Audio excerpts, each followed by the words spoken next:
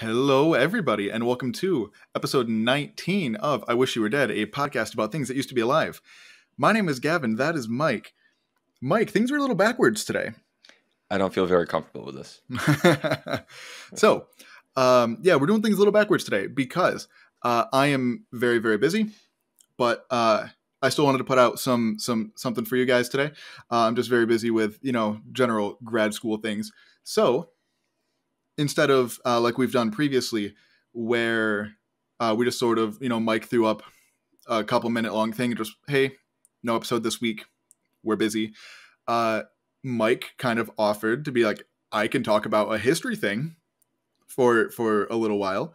Right. The name of our podcast lends itself well to history. It does. As well as science. It really does. And so for the first time in 19 episodes, Mike will be the one blowing my mind with interesting facts. Which I'm definitely looking forward to. This is something, this is the kind of thing I was sort of thinking about for a while. Like, all right, if Gavin never can't put out an episode, like, what would I do an episode? Like, what dead person would I do an episode on? And so I knew exactly, once the situation arose today, I knew exactly who I wanted to talk about. Yeah, so unfortunately, because obviously tomorrow is Earth Day. I wanted to do something for Earth Day, and I have something planned. I actually changed last minute. Originally, it was going to be about a really cool topic in paleontology, but then I sort of changed it to an Earth Day thing. And then I was like, actually, JK, I don't have time to come up with a coherent thing to talk about. So we'll be doing that next week. But so before Mike takes over and blows my mind, we have a couple announcements. First of all, Mike does not know this yet, so because I wanted to get his live reaction to it. I don't have a clue what this is. So I decided last night, as I was just sitting in my bed, to create a Twitter account for us. So we are on Twitter now. Yes. Okay. Unfortunately, a lot of the good Twitter handles were taken.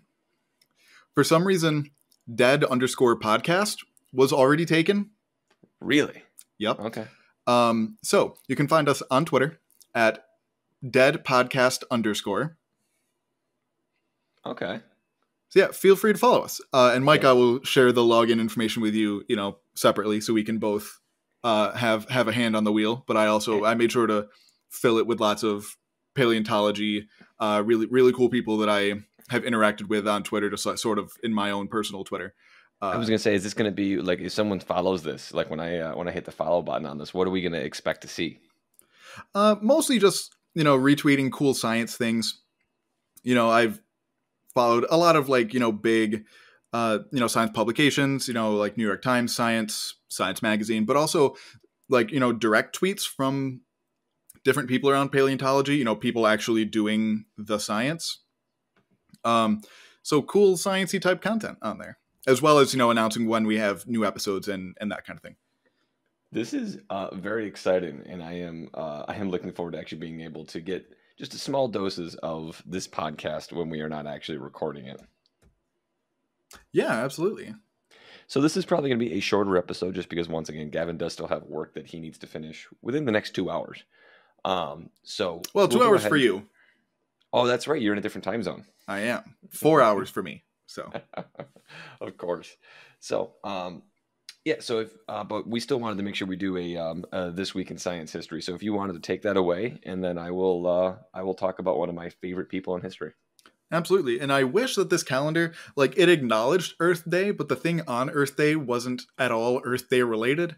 Boo. Right? So instead of being from April 22nd, this is from April 23rd. You got a year for me? 2017. No, 2015. Man, I know. That's old for this one too. All right. Yeah, but the headline Not as old as last week, but true. The headline is More Magma Reservoirs Discovered Under Yellowstone.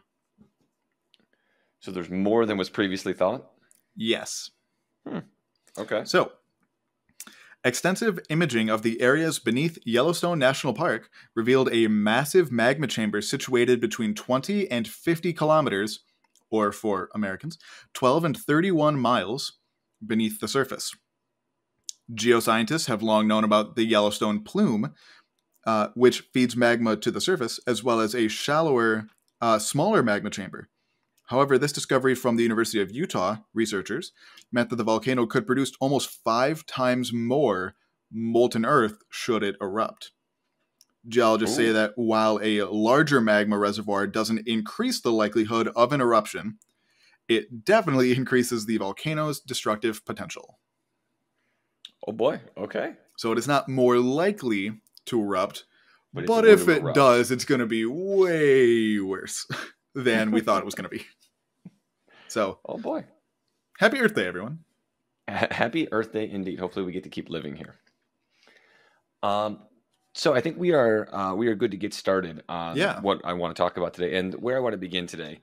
For those of you that don't know, I'm a social studies teacher, and particularly American history is kind of my jam. And so I'd like to kind of go back to the beginning of at least the United States. And Gavin, if I were to ask you how many founding fathers you could name.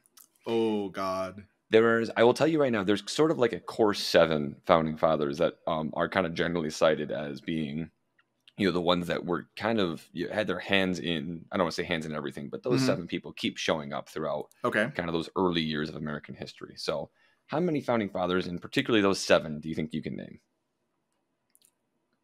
Let's see. So obviously we have Washington. Right. Jefferson. 2.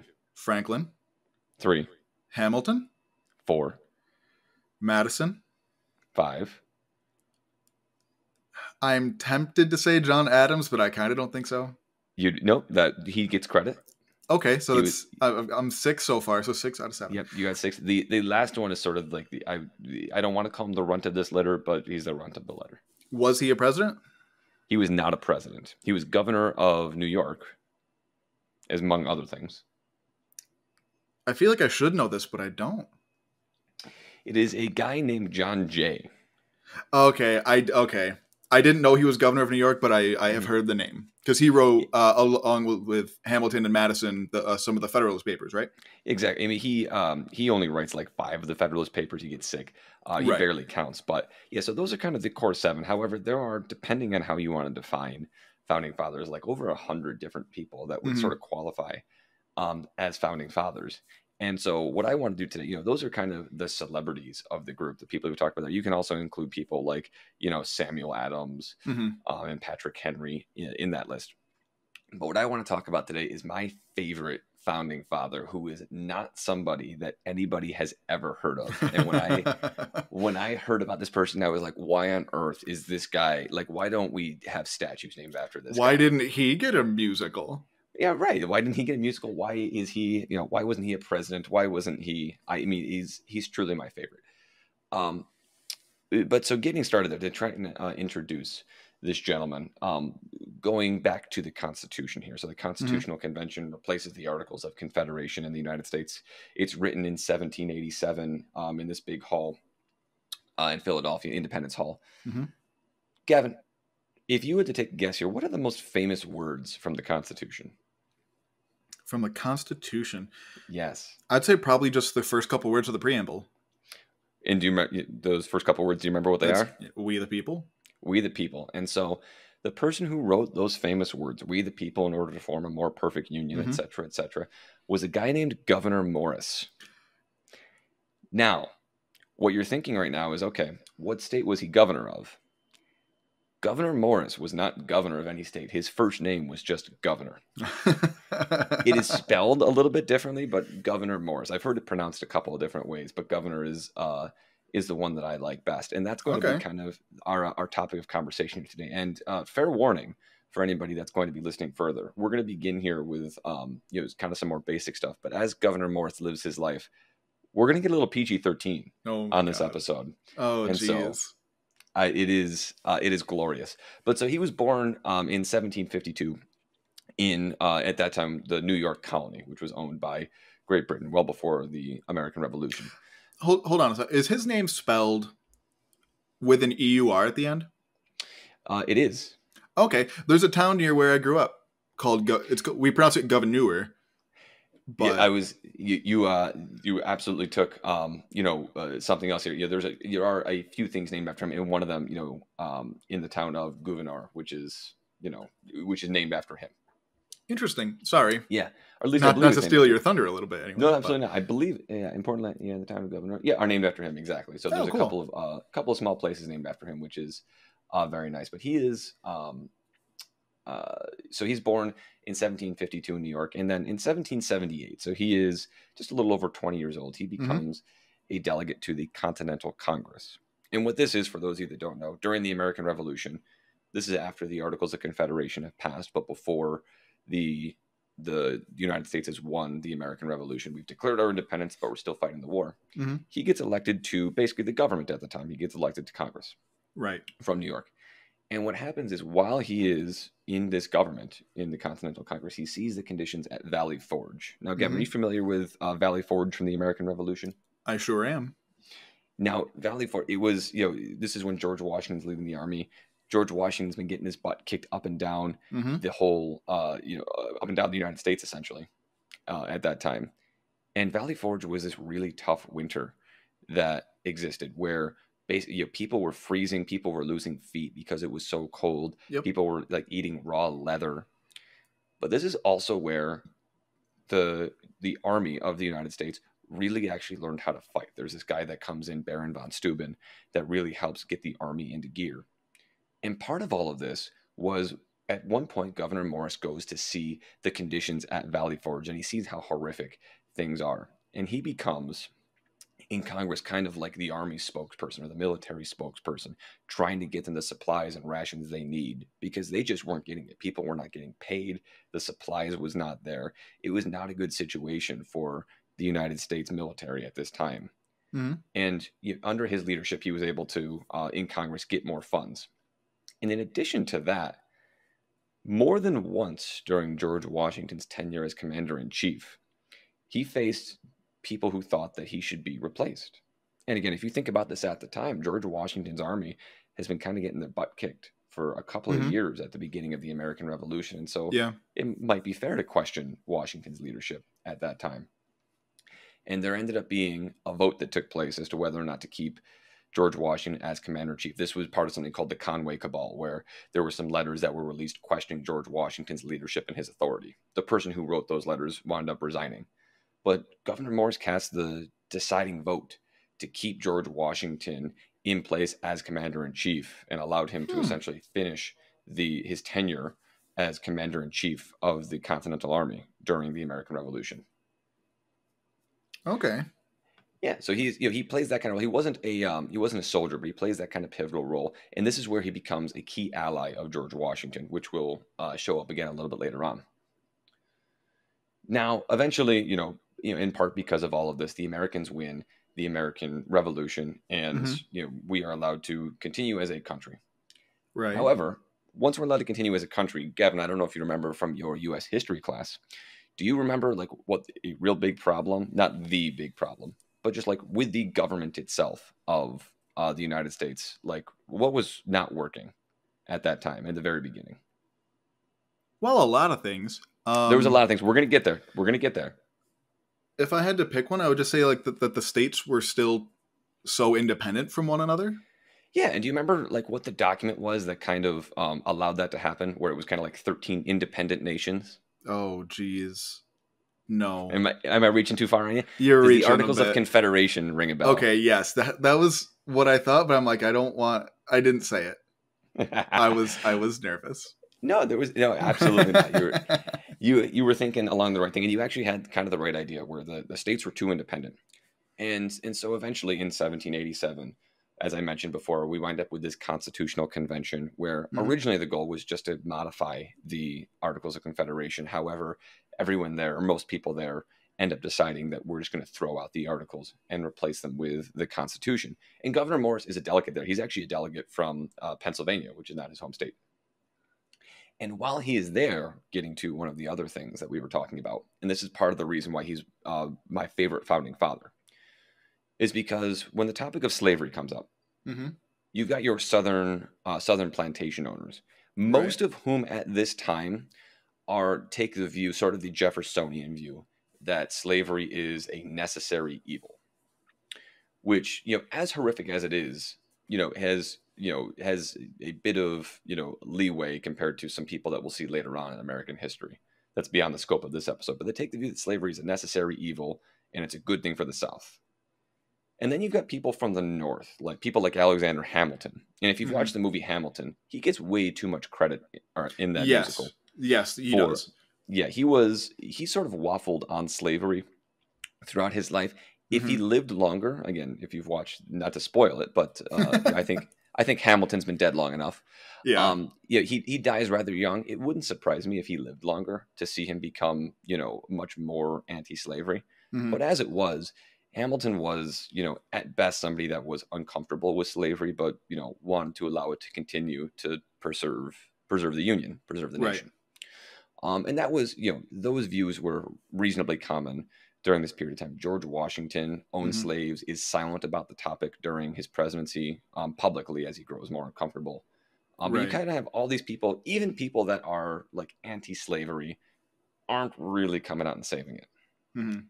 That is, however, except for my main man, Gouverneur Morris. During the Constitutional Convention, he gives more speeches than anybody. He gives 123 speeches during the Constitutional Convention, and he gives speeches like that include this line, which I love. Upon what principle is it that slaves shall be computed in representation? Are they men? Then make them citizens and let them vote. Are they property? Then why is no other property included?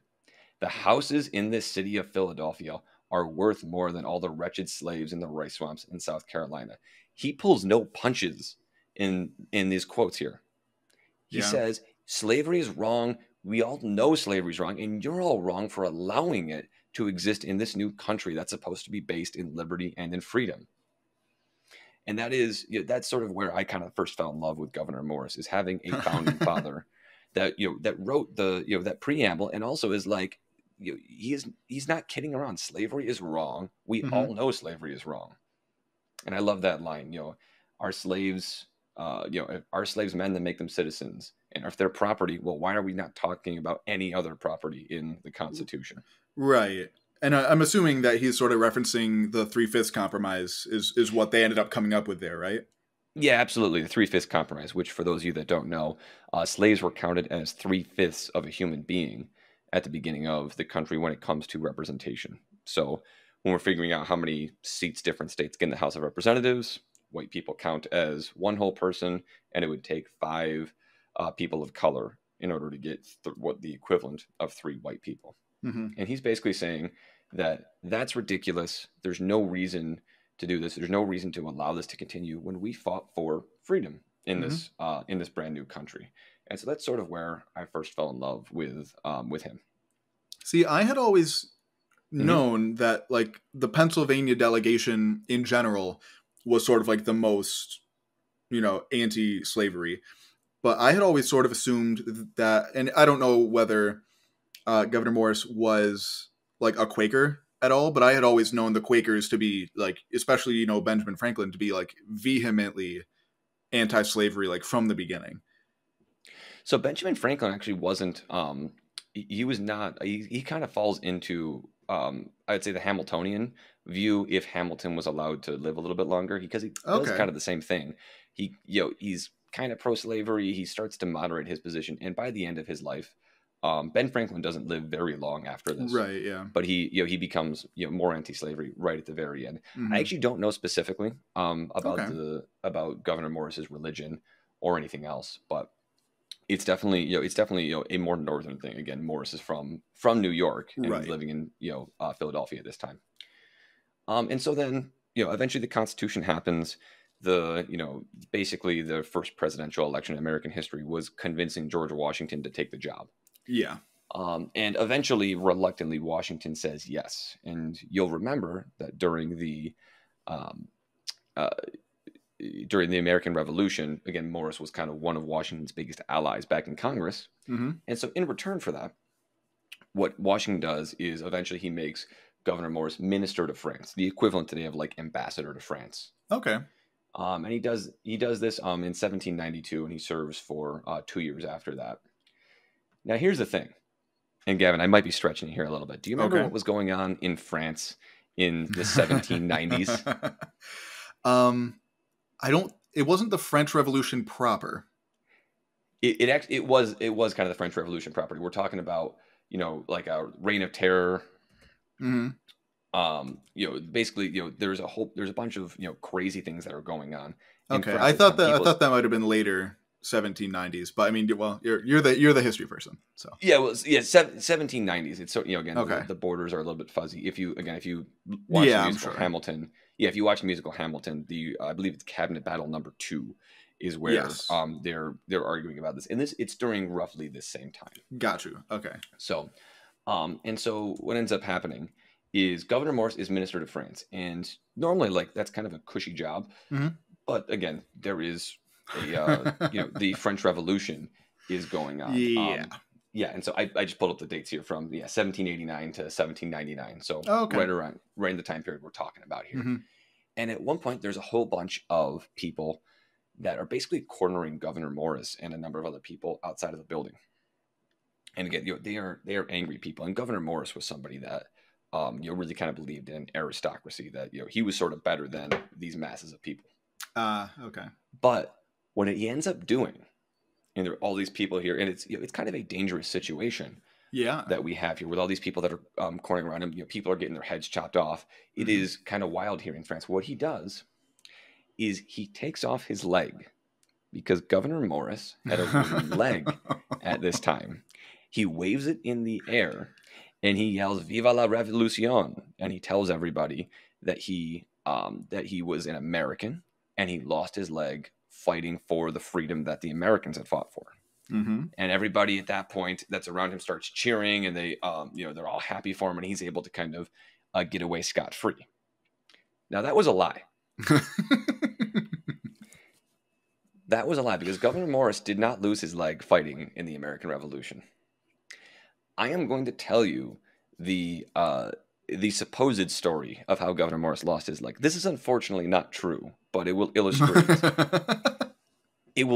the kind of person that Gouverneur Morris is. Okay, all right. So the way the story goes, and this is, by the way, where we start getting into the PG-13 portion of the broadcast, is that Gouverneur Morris was with another woman.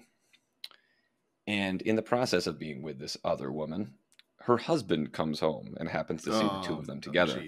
Okay. And this irate husband chases Gouverneur Morris kind of out of the house. He jumps off of a balcony. He falls down. And as he falls down, a carriage comes over and runs over Gouverneur Morris's leg.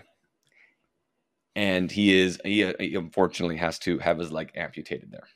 Okay. Now that story isn't true for a number of reasons, not the least of which is there were no balconies around where he was living at that time. Okay. But the part about he did have a wooden leg. That was true. There was a carriage accident, and if the regular doctor was in at the time, they probably would have been able to save his leg. But the doctor was on vacation, and so whomever was left basically said, "We have to amputate your leg." And so Gouverneur Morris had his leg amputated. And interestingly, if you look at different paintings of Gouverneur Morris, it's not clear which leg it was, because sometimes it's his left leg and sometimes it's his right leg that is seen as being amputated. Right, very interesting. It is at least as far as I'm aware, kind of the subject of, I wouldn't say scholarly debate, because I'm not sure what scholars are looking at this, but like it's a little bit unclear which leg it was. However, that story is very illustrative of the kind of love life that Gouverneur Morris had. Okay. Gouverneur Morris had a thing for married women. And when I mentioned before that he was minister to France, in addition to, waving his leg around and, doing some important business, at one time he stopped by the Louvre. And I will quote from Gouverneur Morris here from what he's talking about. So while he's in the Louvre, I'm imagining some like swanky music playing in the background right now. Right. "We take the chance of interruption and celebrate in the passage while Mademoiselle is at the harpsichord in the drawing room. The husband is below. Visitors are hourly expected. The doors are all open." This was Morris. You said this was a public speech he was giving? No, this is in his notes. This is just in his notes. I was gonna say, I'm like, he said these things out loud at the Louvre? Like, no. These are his notes that have survived. And Gouverneur Morris sort of had a reputation as being this kind of a philanderer, throughout, kind of throughout his life, to the point where John Jay, kind of that runt of the litter of kind of the core 7 founding fathers, at one point had a quote that, while Gouverneur Morris lost his leg, John Jay wishes that he had lost, quote, something else. Oh my God. We're going to get there. So, do we want to? Oh, trust me, you have no idea where this is going. Okay. So, one other final thing before I get to the final thing. So I guess this would be the penultimate thing. But so Gouverneur Morris lived for quite a lot of his life as a bachelor. Again, doing his thing with other people's wives. However, eventually he meets this woman named Nancy Rudolph. Nancy Rudolph is 22 years younger, and the thing with Nancy Rudolph is that she was believed, at the age of, I believe, 17, she became pregnant, and it was rumored that she became pregnant as a result of her brother-in-law. They had an affair. Okay. And kind of mysteriously, the baby was born and then, died and was buried, and no one knew what to do with it. And Nancy Rudolph was put on trial for killing her baby. And it was one of those things that was sort of widely expected. She maintained that it was a stillborn baby, but many people suspected that the baby was, that she killed her own baby simply to, get rid of the evidence, get rid of any of that stigma, and be just kind of done with it. She's ended up found not guilty of this crime. And not too long after that, it sounds like the perfect woman for Gouverneur Morris to wind up marrying. So Gouverneur Morris winds up marrying this accused child murderer that, while found not guilty, is kind of widely thought to have at least done something a little bit suspicious there. And that's the woman Morris likes to marry. And by all accounts, he was happily married for the remainder of his life. Okay. Now there's a few other things that happen in Gouverneur Morris's life. However, I will end this by talking about the end of Gouverneur Morris's life. Now medical technology today, technology today versus technology in, at this point, we are talking about Gouverneur Morris lived until, I believe it was 1815, if I can just double check that real quick. Okay.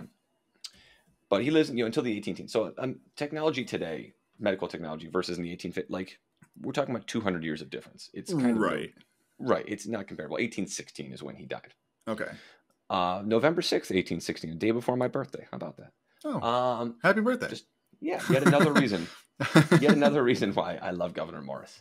And so at one point he was having some trouble urinating. Okay. And so what he decided to do, people today, people that have gone back and looked at this, think that he was suffering from like pancreatic cancer. He thought that he had some sort of like a urinary tract infection or urinary tract blockage. Oh, okay. And so what he decided to do.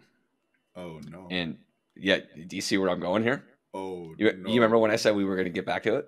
Oh, no. So he takes a piece of whale bone and he decides that he is going to try to unclog that blockage that he believes that he has. Okay, that's not what I was thinking, but similar. I was thinking he was just going to remove it. I mean, that's essentially what he tries to do with the whalebone.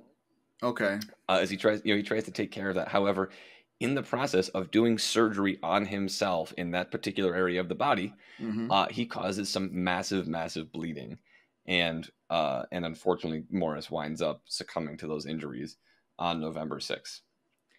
And you can imagine just how painful that must have been for somebody who, at this point, is how old is he? He is in his 60s. He is 64 at this point.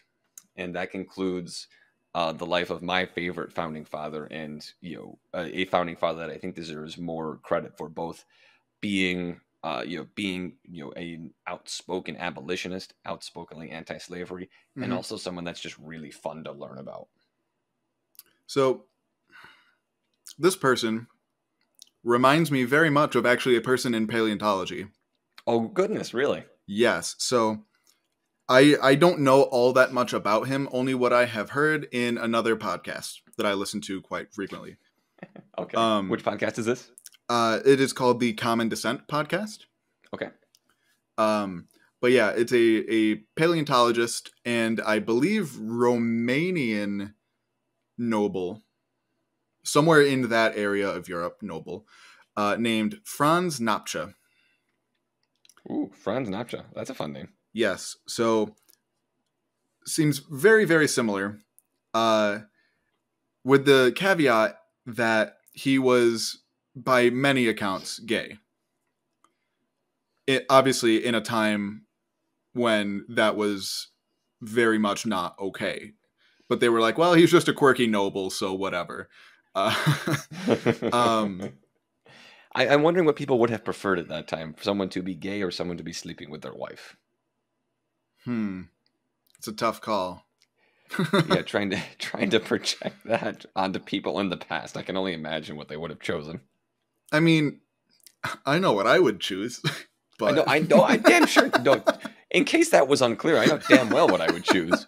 But yeah, no, it'd be the wife thing. So many jokes I'm not going to make on our not explicit podcast. But yeah, so if you feel like, I mean, obviously, learn much more about Gouverneur Morris because he seems like just an excellent, quirky human being. I will put a US video in the show history. notes. I'll put a video in the show notes. This is the one that introduced me to Gouverneur Morris. It includes the apocryphal anecdote about how he lost his leg, but the other information in there is quite wonderful. But yeah, so also if you get the chance, look up Franz Napcha. And obviously, he did a lot of work in paleontology that really sort of went undervalued until, somewhat recently.